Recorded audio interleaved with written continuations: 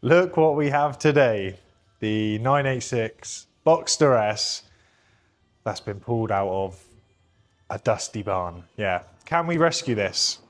It has only done, even though you look at it, you may not think it, it's only done about 48,000 miles. Has been off the road for 3.5 years. I think we can save this. I don't think it's actually that bad. But today what we're going to do is we're going to give it a clean, because it's well overdue that, you know. I think it'll clean up good. And can we get it started? It turns over but doesn't fire up. So let's see if we can get it started by the end of the episode. You know, I can't promise anything, but let's give it our best go and see if we can get it going.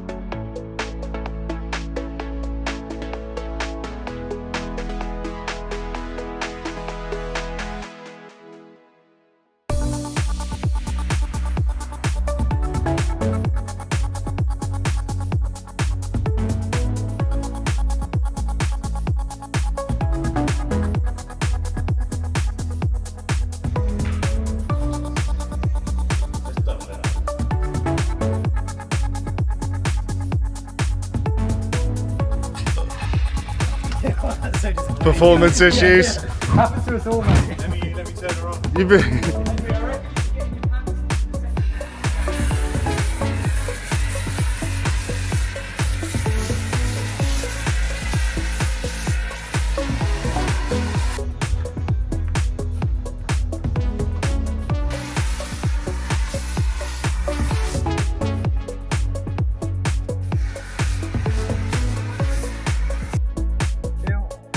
The biggest lie in this video is that it shows Martin washing cars.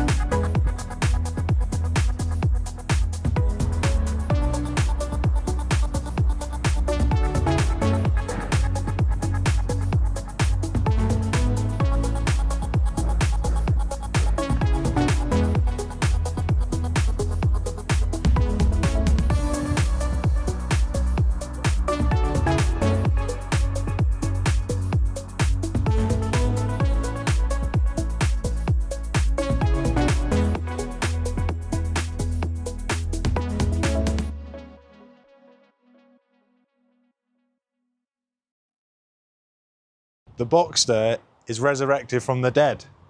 And Corin, if you're watching, you can eat your own words now because you can see how good it looks. Corin was helping us move it from over there to here, and he was very skeptical. He's like, "You boys are never going to save that. You know, it's basically Mission Impossible." But yeah, we've done what you didn't think was possible, Corin. So yeah, there she is. We've still got to finish off a few bits, and we've done 90% of the cleaning. It's not a showroom valet, but it's enough so we can work on it, get the bits we need done, get it in prep, and yeah, there it is. I'm shocked at how well it's come up as well. It's yeah, it just goes to show what a good clean and a valet can do to a car. Because if I had saw the car like this, we probably would have paid a lot more money for it. Yeah, I'm well pleased. why it was taken off the road. We don't know much information about the car.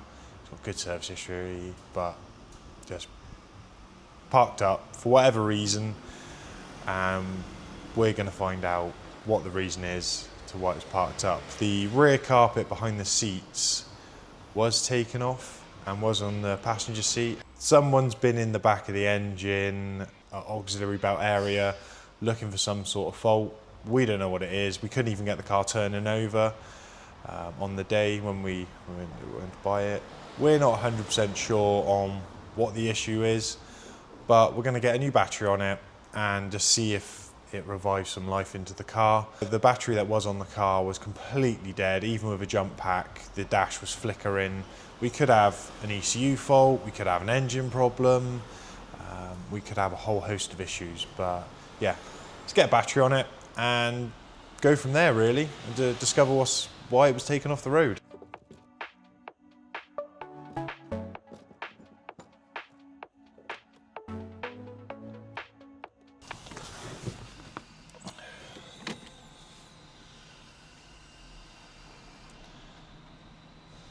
Well, I can hear all the electrics are doing their thing. The CD player's turning on and off now. What was a second ago? Oh, yeah, it's on now.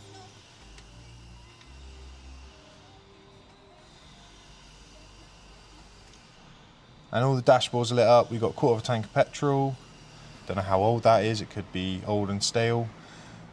And yeah, the lights are on. So what was the oil level? Let's just check that.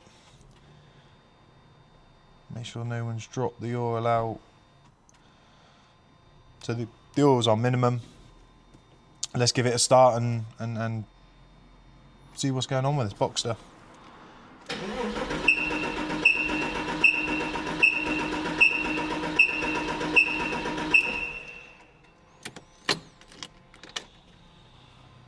That's an interesting noise, yeah. I'm safe in saying that I don't think it's an immobiliser issue.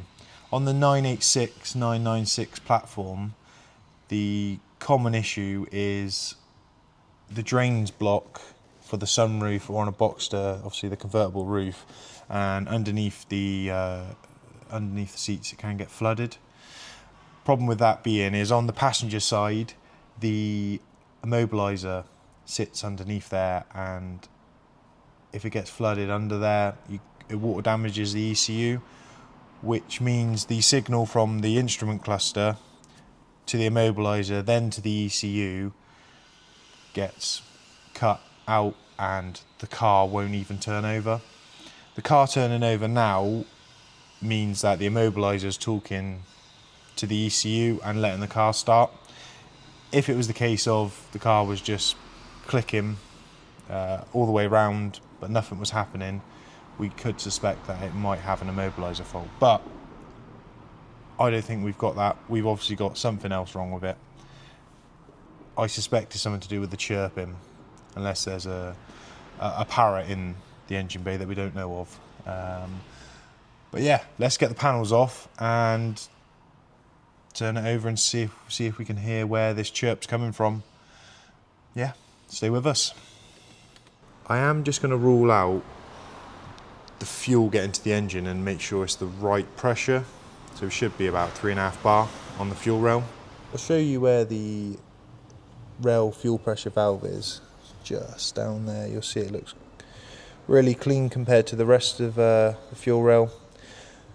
Just has a little end cap over the top. It's very much like a car tyre pressure valve, and it's got a dust cover over the top. So that's where we're going to tap into and see if we've got any fuel pressure on the rail.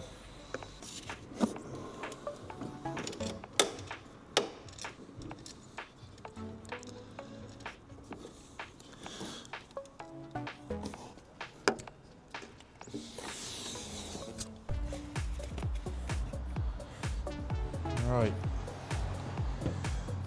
we'll keep an eye on fuel pressure gauge. It should go up somewhere around here, somewhere between 3 and 3.5 bar. Fingers crossed, we've got some fuel pressure.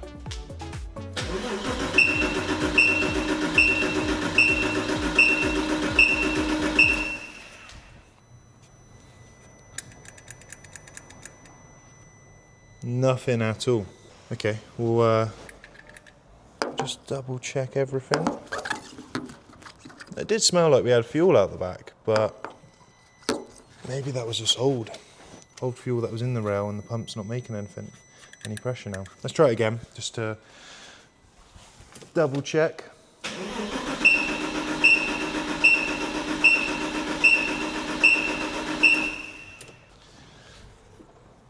Absolutely zero fuel pressure. Right. So we've got the chirping, which is an issue, and we've got no fuel pressure. I'm unsure whether they're related, if I'm honest. It could well be that the chirping noise is the issue, it got parked up, and the fuel pressure issue is just where it's been stood up. So we could have two issues here. On the 986 and 996 platforms, there is a fuel relay under the dash. I think I'm going to change that first and see if that sorts the issue out. That's a 2-minute job. If not, I might have to put a fuel pump in it. But it doesn't mean it's going to solve all our issues. Hopefully, this little relay here is going to solve our issue. I'll show you where it is. It's in a bit of a tricky place. It's not the most easiest place to video, but where the fuse box is down here, if you go up and under, up here, there it is. So that's all the relays for the car, and it's that kind of like pinky purple one on the end. So I'll get them changed and we'll see if that rectifies the issue. Change the fuel pump relay. It's made absolutely zero difference to the fuel pressure. The car is saying it has got quarter of a tank. Not sure if I believe it. I am going to go down to the fuel station, grab 5 litres of fuel, put it in the tank just to see if over the 3-4 year period the car's been stood up, whether the fuel has just evaporated. I have just checked the fuel cap, and the seal round the fuel cap is completely perished. Maybe that was the fuel I could smell earlier. Where the fuel tank isn't perfectly sealed, it's venting petrol through the cabin. So I'm going to go get some fresh fuel, put that in the car, and see if it's just no lack of fuel in the car. We might have a fuel sender issue where the level's stuck on quarter of a tank when really it's got no fuel in. We're just going to have to put some fuel in, rule it out. If not, we will be changing the fuel pump.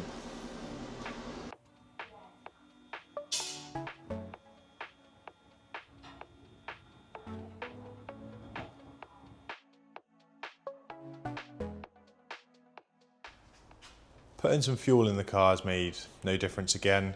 So that's kind of ruled out the obvious things of fuel in the car, the fuel relay, which can be easily changed out.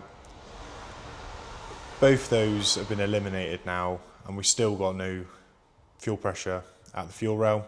So I would suspect where the car's been stood up, it's the fuel has basically gone stale and eaten the fuel pump.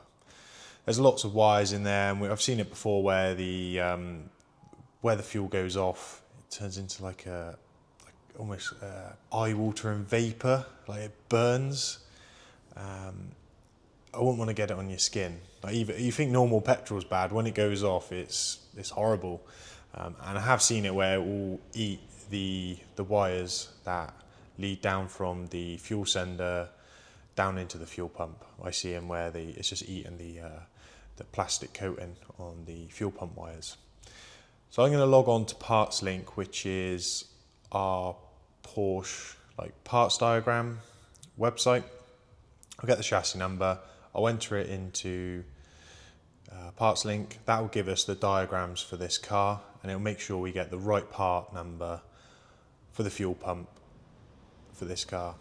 We'll see if we've got it on the shelf. If not, I'll order it from Porsche Bristol and I'll get it fitted on the car. Now I will when I take out the fuel pump, I'm going to drain the complete tank, because if it has got a quarter of a tank, and I know I've just put some fresh fuel in there, but I'm just going to get rid of it all, because the last thing I want to do is put a fresh fuel pump in there, leave it sat in old fuel, and then 2-3 weeks time it will eat the pump again.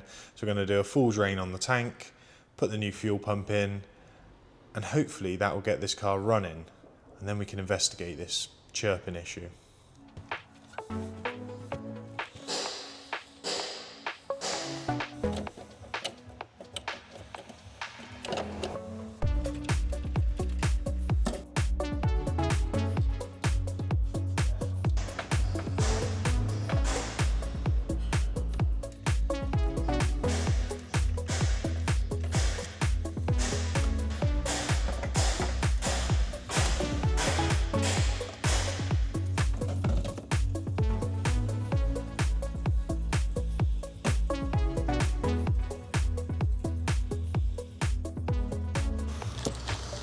Old fuel pump out. Now, interestingly, what you wouldn't expect is on the bottom of the fuel pump, that is the fuel filter. So the Porsches don't actually have a serviceable fuel filter. All it is on the bottom of the fuel pump. It's got this little bit of gauze to stop any metal going through, or dirt or debris it picks up from the tank. Yeah, that's the fuel filter, but non-serviceable item. But I won't bore you with showing us emptying the tank and getting the new pump in. It's pretty much how this came out. It's a little bit fiddly, but I'll get this back together and we'll see if it starts. Fuel pump all back in. Actually went back together quite easily. Sometimes they're tricky. This one incredibly easy. So we'll get the battery tray back in and we'll try fire it up. Hopefully it starts. Moment of truth, will the fuel pump get the Boxster barn find started? Let's turn the key and find out. Right here, priming. Hey! It lives! She lives! I was a bit concerned originally to why this car was taken off the road. The fuel issue could just be where it's been stood up. But yeah, my major concern was, why was this just left off the road? Why had it been parked up? Sometimes these cars do just get forgotten about, but I was always worried that we might have an engine issue, or there was a clunking, or bore score, IMS failure, something along those lines, and that's why this car may have got stood up. And the price of an engine, it almost outweighs the value of the car. Luckily this car is on fairly low mileage, so it would be worth saving, but sometimes when they're high mileage, it's a big expense to redo the engine or repair the engine in consideration to the value of the actual car. So yeah, I'm really happy with that. It sounds really good.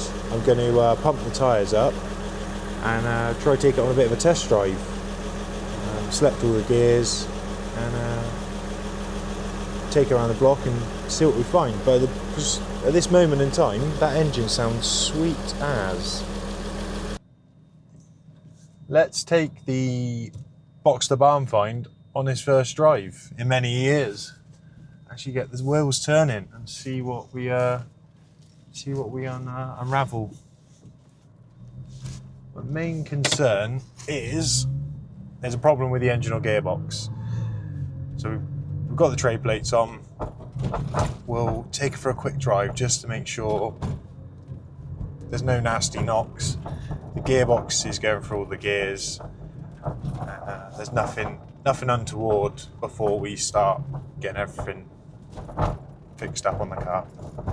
I will say there is a horrendous rattle coming from the back. It sounds like the tuning forks have got a hell of a lot of play in it. You probably can pick it up in the audio. But yeah, they are pretty bad. But otherwise, the engine and gearbox seem really strong. There's doesn't seem like there's any issues at all with that, and it sounds pretty healthy. I'm not going to go too far because I want to get the space saver off and sort out these tuning forks. But yeah, running up the temperature, running through the gears, absolutely drives spot on. If this car came into the workshop with a with an alloy on it, and we took it out for a spin, we would give this the green light. Apart from the rattle, but yeah, all is seeming good.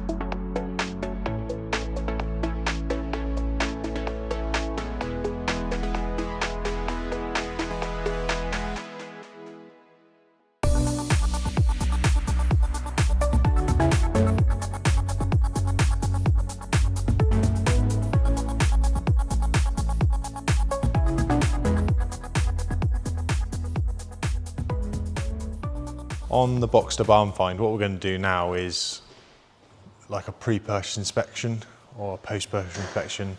Normally to the same standard as if someone was going to buy a car and they brung the car to us and said, look, just give us your honest opinion on it. So let's start with the bodywork. It's cleaned up remarkably well. We have spotted a few bits, so let's run through that. So overall, this section not too bad. This trim round here, someone's had the trim off, so that needs looking at. Someone's done something there. There is, if you can see, a dent mark in the swage line, just there, and it's the same on the other side, slightly more pronounced on the other side, and you can see it more there. But strange, why is there dents on both sides in the identical place? My feeling is the car was parked up in some sort of storage, or in the barn there was other cars next to it. Not that we saw that, but I think it's been parked somewhere for a long time and then moved, and that's why it's got that on it. Got dents there from doors. The front bumper's in need of paint, because you can see here, it's where it's been sat, something's etched into the paintwork and taken the lacquer off. So it definitely needs the front bumper painting. But the rest of the car is cleaned up pretty well. These are the dents you can see. Oh yeah, it's a lot more obvious this side, isn't it? Yeah, you can see it's like door marks have gone into it. It's definitely PDRable. So we can get our dent man out. He'll make that lovely again. What else can we spot? Oh, this back bumper. It's done the same as the front. I think because obviously metal panels, plastic panels, when it's been sat up, the plastic has definitely reacted to being sat up for a longer time than the metal. Because the metal, the bodywork panels cleaned up excellently. And you see the lacquer's blown off there on the corner. So maybe I had a smart repair before and it's not lasted. It seems this side's pretty good. So yeah, bodywork wise, surprisingly good. Hood's cleaned up well, roof's all working. So we'll, let's go up and do a condition report.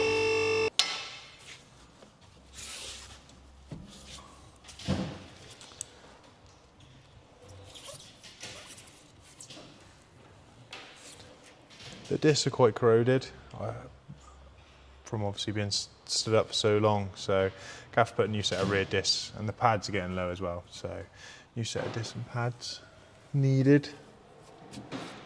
Suspension doesn't look that bad. It's obviously been dry stored. You can tell that throughout the years. I mean, it's What tells you it's been dry stored? just the corrosion on the springs. Like sometimes what you'll find is the coating starts splitting, and the shock stanchions get very rusty. But it all looks in good shape under there. So let's go on the front end. We know we need some front tyres because they were perished, and this one we couldn't even inflate because we couldn't get the dust cover. Being metal, it bonded itself to the valve, hence why the space saver's on there. So we've already got 2 tyres on the list. I think if we go around the other side, we can see, yeah, this tyre is perished all the way around. These are 2014, so well past their sell-by date, 11 years old. The rears actually are 2019. They're in really good condition with loads of tread on. So the rear tyres are good, but the fronts are in need of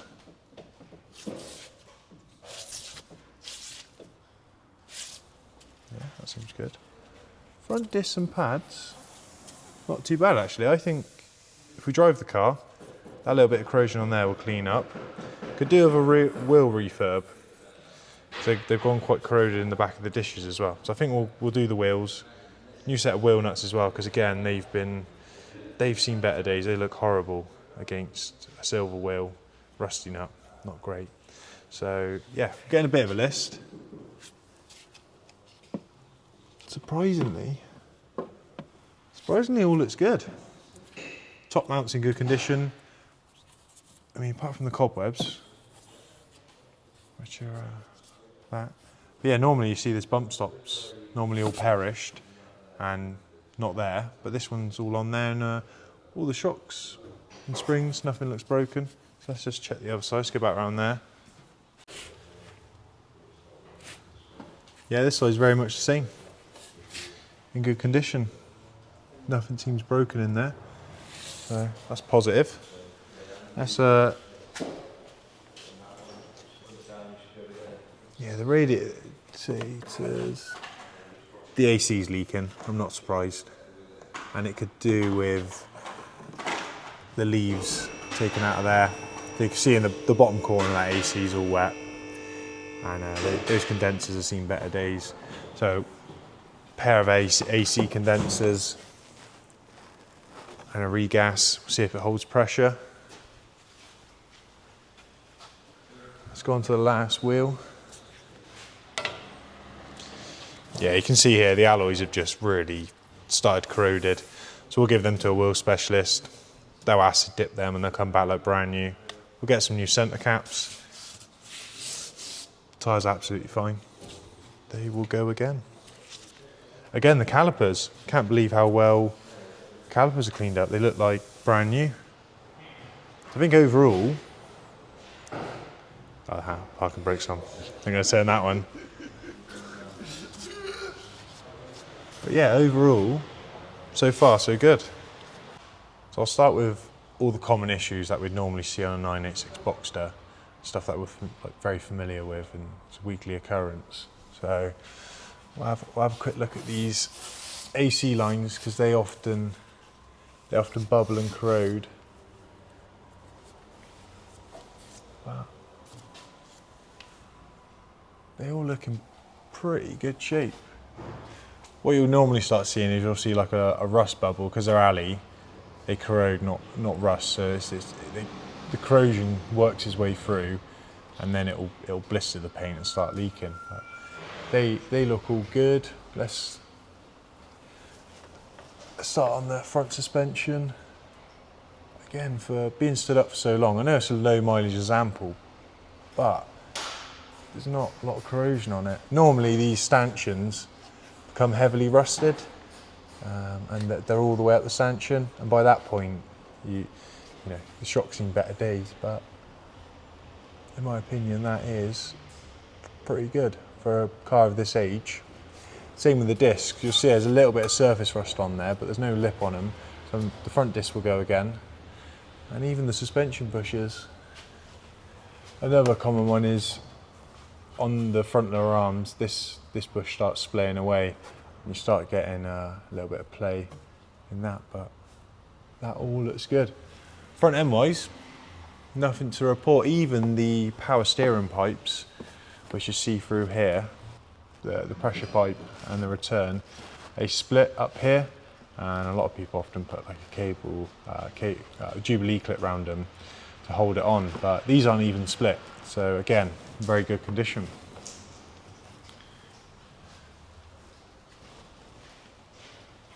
Yeah, it's the same this side. It's apart from being a little bit dirty, it's in really good shape. We'll check the brake lines next. These are a common issue on any 986, 996, 997, 987. The brake lines here are quite exposed.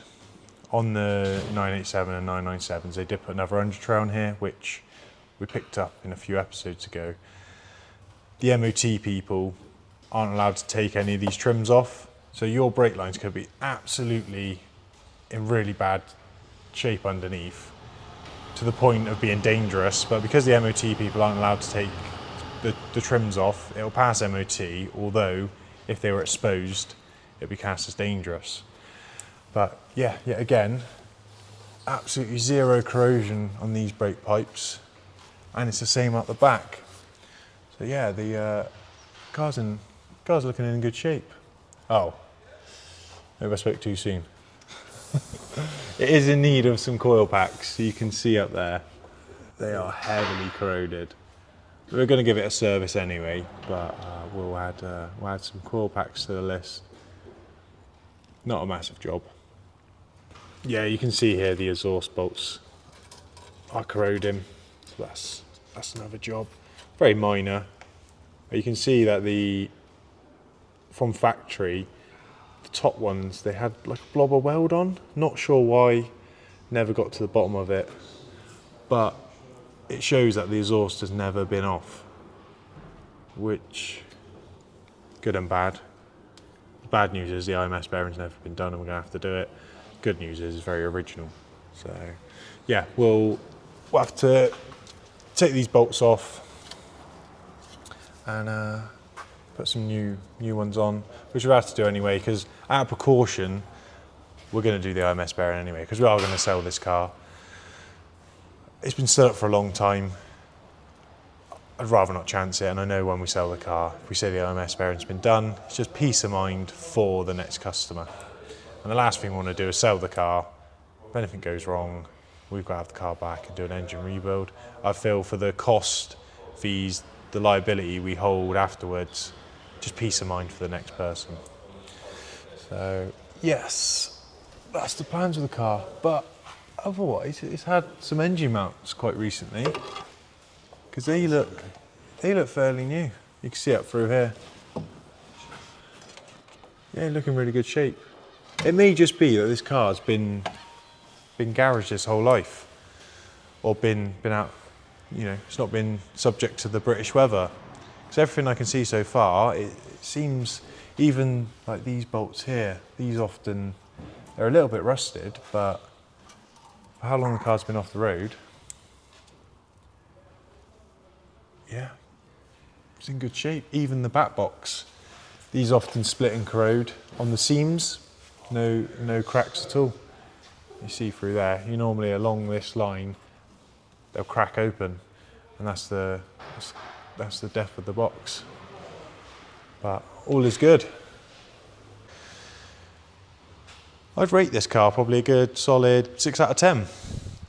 I think the majority of stuff that needs doing, a few consumables, common stuff we see, and a little bit of paint. I've seen far worse that have come in with an MOT and had a lot more faults. So yeah, I think it's going to be a good little car once we're done with it. Once we sort the AC condensers, we get some rear brakes on it, do the front tyres. I think that's the MOT bits. We'll then do a full service on the transmission, do a full service on the engine, spark plugs, and change those coil packs because they're cracked. We are going to do the IMS out of precaution, not because it's needed, but just peace of mind that we don't know what shape the bearing is. From the looks of it, it's never had the exhaust off, so you've got to take the exhaust off to get the gearbox out. Being an automatic transmission car, it is a little bit of a pig and not as straightforward as a manual car. A manual car you can get out within 4 or 5 hours, worst case with the exhaust. This takes about a day and then a day to go back in. So the IMS almost gets forgotten about because it turns into a lot more expensive job. Yeah, if you like this video, watch out for the next one because we're going to do a bit of a series on all the bits I've just talked about and talk you through what we've done in prepping this car to get it basically back on the road and save a 986 Boxster S.